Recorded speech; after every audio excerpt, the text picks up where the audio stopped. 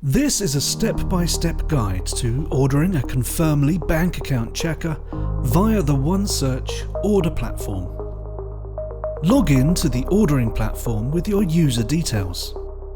Once in, and at your dashboard, start your residential order.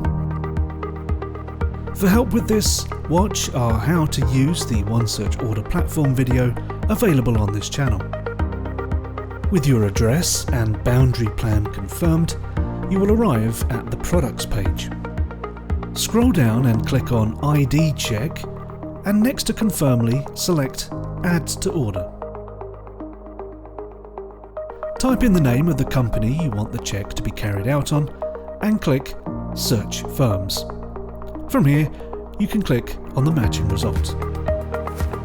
Add the account number and sort code you wish to check and click Save Details. If the details have not been added correctly or they've been missed, they'll be highlighted yellow on the products page.